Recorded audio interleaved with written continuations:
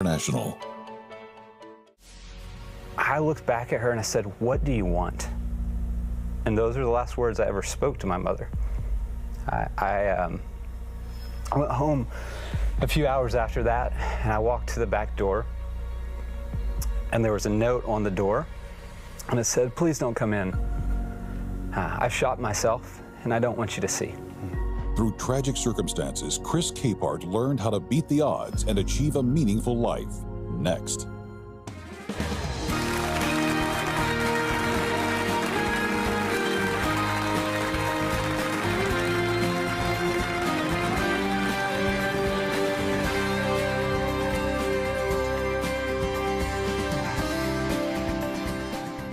Welcome to Life Today. I'm Randy Robinson. Sheila Walsh is with me. Hey. And Sheila, I can tell that today's guest is going to be fabulous because not only is he a graduate, as am I, right? But he was on Youngblood, and there's a few of you that might know what that means, but we won't dwell on that. The book is Step. It's written by Chris Capehart, and he is our guest today. And we're going to find out what that means and how it impacts us. Great to have you, Chris. Yeah, thanks for having me.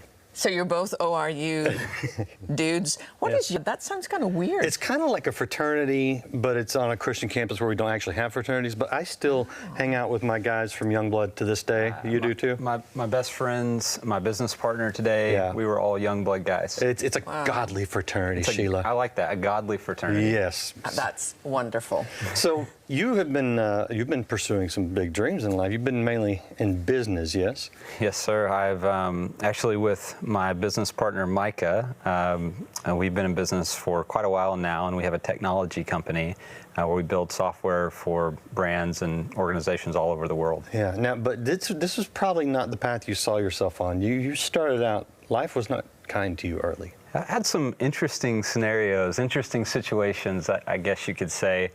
You know, thinking about this and thinking about where do I start, because I unfortunately experienced quite a few tragedies early in life, but I think the most impactful one and the place that I would start is with my mother.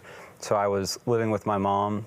She was a single mom, and I remember it was a Tuesday, and every Tuesday morning I met with her in one of my Wednesday night service. And I remember getting up that morning, getting into the kitchen, getting ready to go before school, and my mom was there, and she was kind of lingering. It was weird for her to be around that early, and I remember her saying to me, "What are you doing?"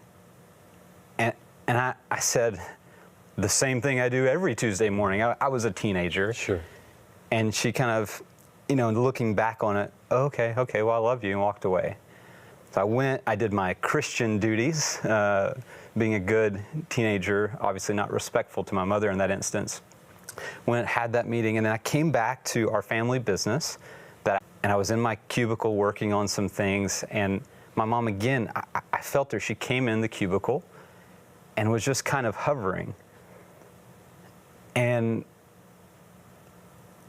back at her, and I said, "What do you want?"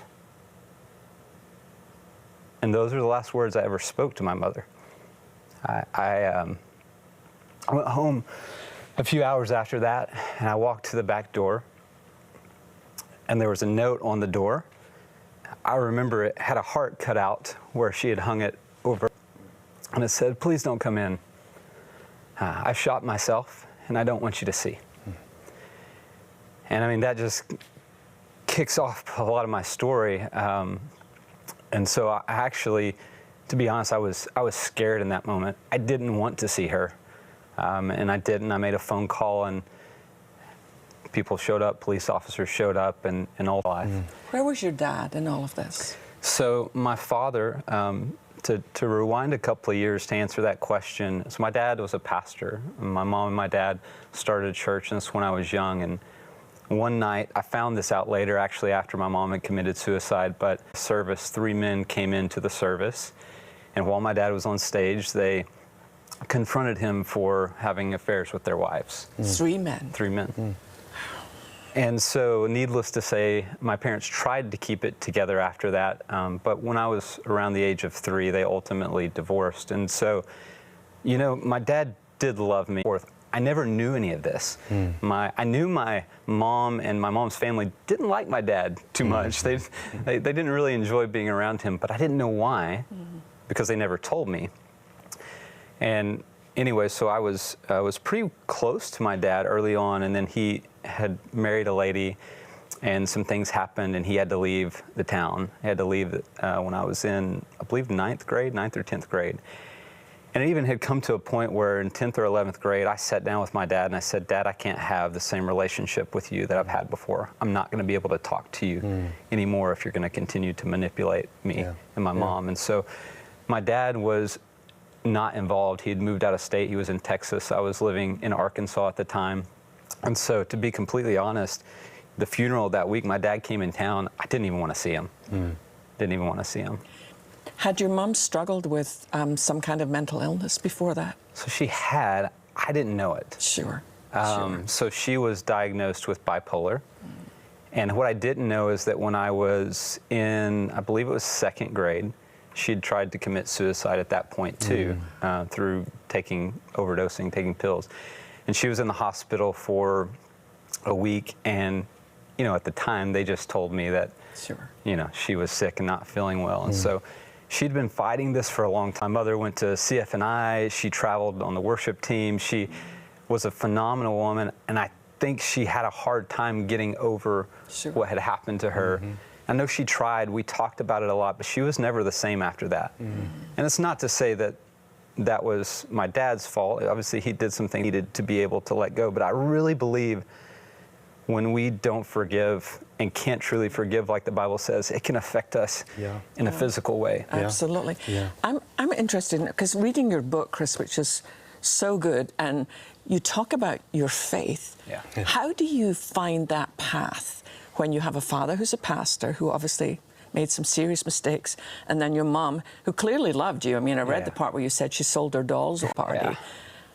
But in the midst of all that trauma, how did you find a real relationship with Christ? What's interesting is, even in the imperfection that my parents had, they did always point me towards Christ. And I remember it was in the 5th grade where I really made a decision to go after it hard. And to be honest, from that point on, I never really looked back. And I remember after my mom had passed away, I was sitting with a pastor, and he asked the question, "How are you doing?" And I said, well, the Bible says, God said, I set before you life and death, but choose life. He gave us the cheat code ahead of time. And so I looked at him and I said, I'm choosing life. God had a plan and a purpose for my life. And I believed that digging into him was the answer, not running away from him. And I could see in those moments, some people run away from God because they don't understand. And I don't understand fully. But I ran to God, and that made all the difference. So what does that look like? Because, I mean, it's one thing to say that now when life, things are good, but on a day-to-day basis, that's not easy. I mean, I don't even know if we can do it on our own. How do we go one step at a time to walk that out? And I think that's, it kind of parlays a little bit into, it's simply this, for me, what I've learned is this: I can't do it all at once. I can't figure it all out. But I've put my faith in Jesus, and he clearly says that I'll order your steps. And I said, okay, well, you'll order my steps. You order the steps of a righteous man. He also says, you can plan your way, but I'll order your steps. And I just realized that's what I can control. Today, in this moment, when I'm feeling depressed, when I had those moments, Sheila, I know you've probably had some similar things that you went through. I heard some of your story. We've talked about it a little bit. When you walked in the water. I had moments like that. So I went to my senior prom the day of my mom's funeral. Wow. And I remember seeing a security guard there with a gun, and the thoughts in my head, maybe I should just end it now. But it was one step at a time for me, and it was being led by God as to what that step was. I remember laying on my uncle's floor the night after my mom had committed suicide, and just feeling like I'd been shot in the stomach with a shotgun, not knowing what to do, and God saying, whispering to me in my ear, I've got you. I'm not going to leave you alone. So what I would say to people, and what I would say is, you don't have to figure it all out. That's what God does for us. Mm-hmm. You just have to listen and obey and know that He will guide you to that next step. Mm.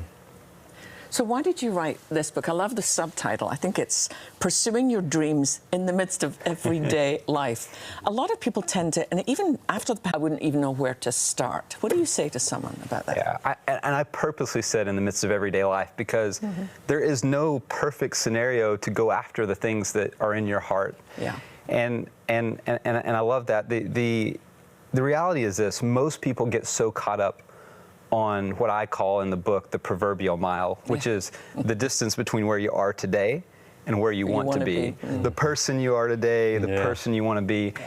And when we look at that mile, most of the time we don't move. Yeah. And my whole encouragement to people, it's incredibly simple. Don't focus on the mile.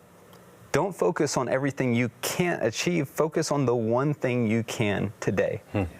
And I really believe this when emotionally down about a situation, overwhelmed about a situation. The antidote, if you will, is to do the opposite of what we feel. Yeah. And change your emotions.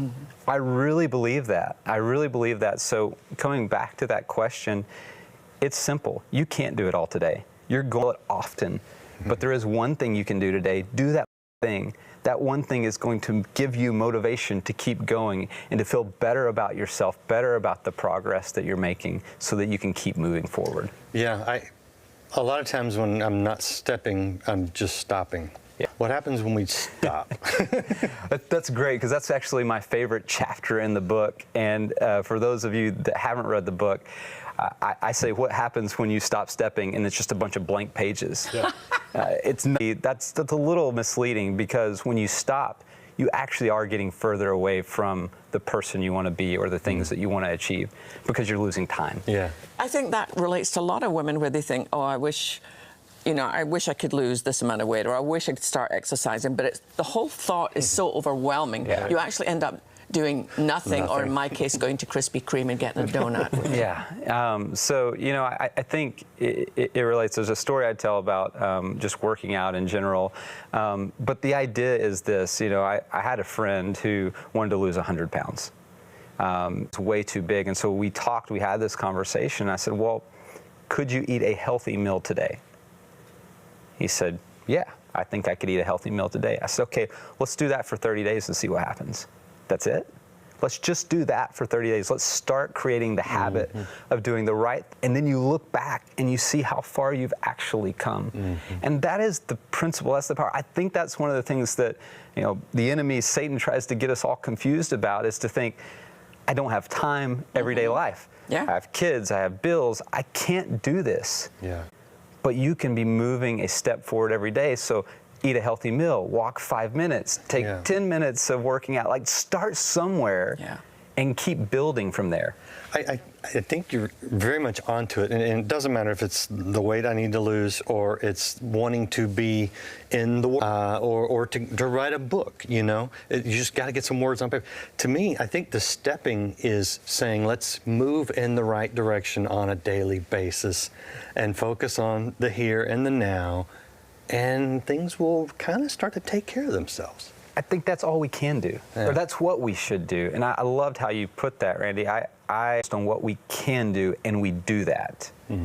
We will look back, not with regret, but we'll look back and be proud of what we've done, what we've accomplished, and the mark that we've left on this world. Yeah. How did your friend that was trying to lose 100 pounds do? He did actually really good. He did really good. You build that momentum, and once momentum builds, then you go all in. And that's what I try to get people to. I try to get people to go, let me take some steps, take a few more, and then go, I can do this. I feel it. It's working. Yeah. Now I'm going to go further. I'm going to go harder. Yeah, and that momentum's a big thing. Yeah. Whether it's losing weight, because I've done that, or finishing a book, or whatever it is, the momentum's huge. Well, and the story of the book, I tell this story in the book.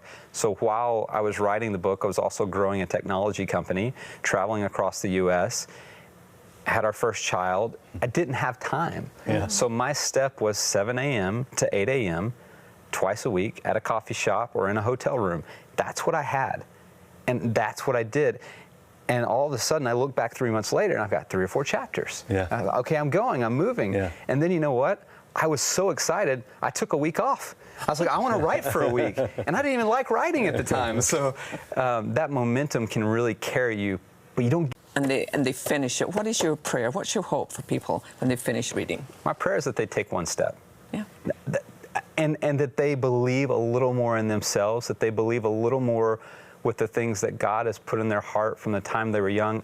I want people to know that whether you're young, you're old, you've failed a lot, you have multiple tragedies in your life, it doesn't matter. You can start somewhere today. Mm-hmm. Listen to God, take that step, and keep going.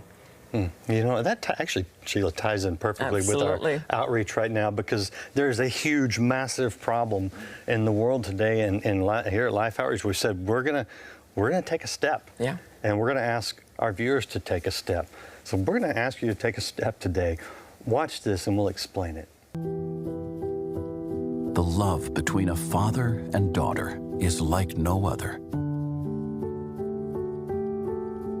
But a father should not have to watch his daughter suffer from something that is so preventable. So often when we're here, we hear the stories from mothers. We've seen so many times the broken heart of a mother. And it so often comes down to us telling a story about the mother, the heart of a mother. Right. And yet, you know, the heart of our Father is also the heart of us as fathers. That's correct. Okay? Yeah. And that role as a father is actually the role of protecting. While our mission team was at this Angolan clinic, they came to know of the story of Albano and his daughter Margarita. Isaac and John, as fathers, can relate to this love all too well themselves. The father's heart.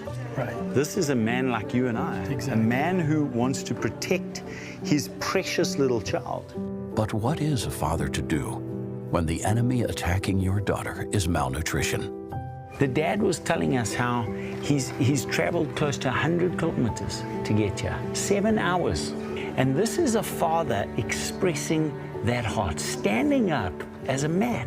Right. Okay? Right. As a man who says, I have to protect the life of my child. And that's the reality today. This father has done everything he can do, and all he could do got his child here. Will you help us to be the extension of the Father's heart? Yes. The expression of it, the extension of the Father's hand. You give the gift that expresses the Father's heart. You extend His hands, and you give the gift of life today with mission feeding. That's right. That's a tough one for me to watch as the father of 2 daughters. I'd do anything for them. And I think that's the heart of the Father. And so many of you ladies have helped us over the years. You understand the Father's heart as well. But we're coming to you again to say, will you join with us once again in this beautiful, life-saving effort we call mission feeding? We can't do it without you. I hope that you see the Father's heart in the love we share, because we see it when you partner with us. And Sheila, I know we can share the Father's heart with so many people that are hurting right now when people join with us. Yeah, I've been here for almost 7 years, and I'll never forget my very first trip.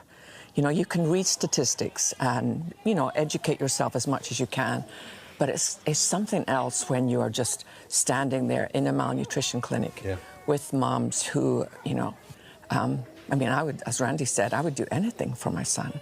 And the thought of my child going to bed hungry every night, even though I have done every single thing possible, is just heartbreaking. Man, I've watched some of these moms, because of the drought and the just severe malnutrition, literally digging in the dirt to try and find anything that they could put in the stomach of their child.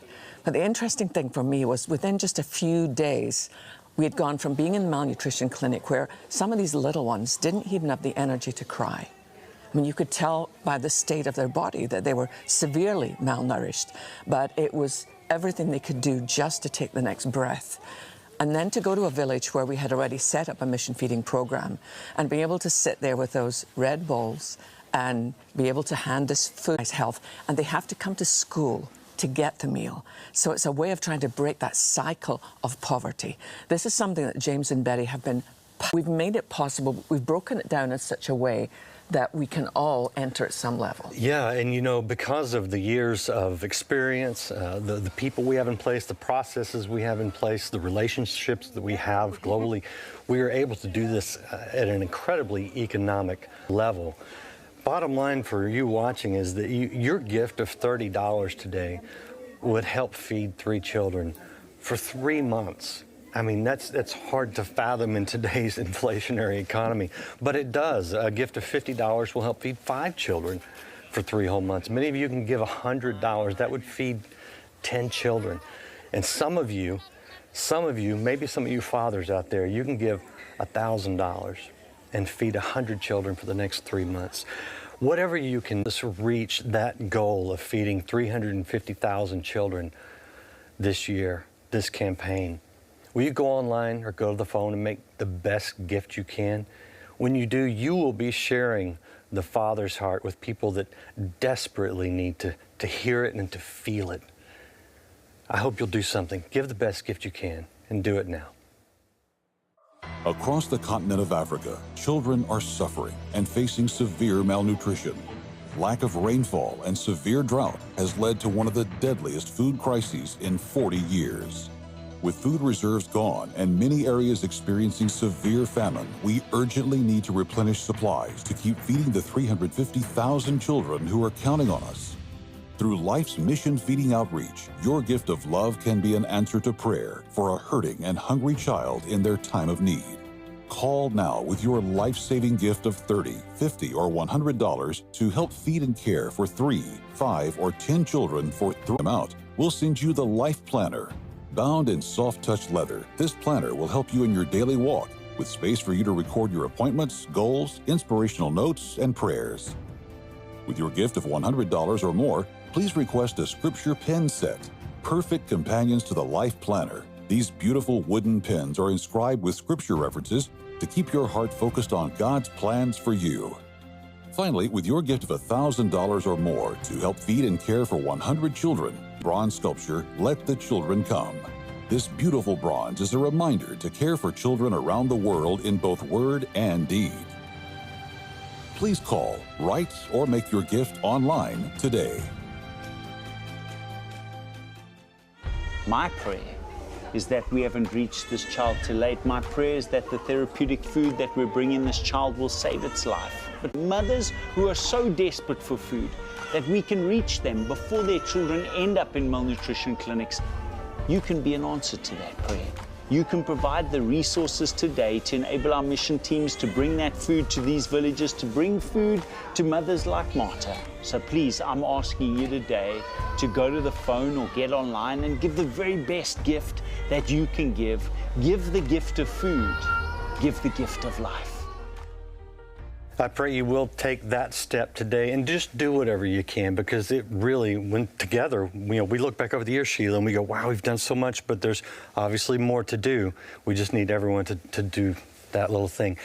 There's a story we didn't get to touch on, Chris, that I really want our viewers to hear, because it says so much about this truth that God's lived out through your life. Tell us about your grandfather. So my grandfather is really the inspiration behind STEP. He was speaking at a conference, and a lady asked him, what is it about being successful? What do you have to do to be successful? Yeah. And he looked at this lady, and he said, have you ever planted a garden? And she said, yeah. And I don't know how he knew she'd planted a garden. He said, well, did you plant a row of corn in that garden? And the lady said, I did, actually. He goes, good. He says, was it a good row of corn? She said, I think so. It was a good row of corn.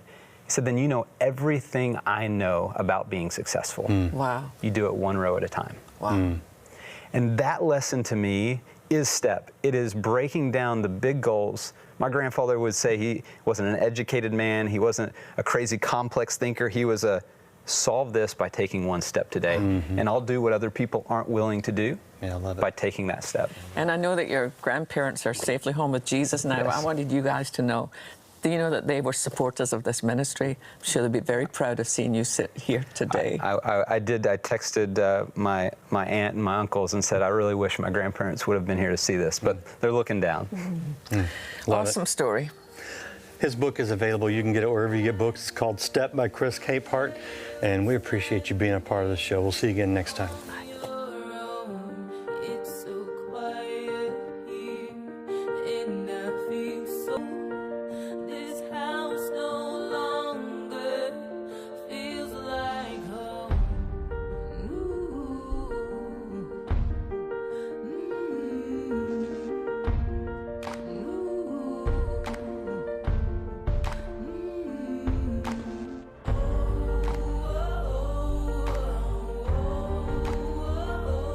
Tomorrow on Life Today, best-selling author Michael Todd shares the ups and downs while continuing to believe in his son's healing. Tomorrow. Life Today is made possible by the supporters of Life Outreach International. Your gift will be used in purposes of life. The ministry features specific outreaches as examples of the programs it supports and conducts. Gifts are considered to be without restriction as to use unless explicitly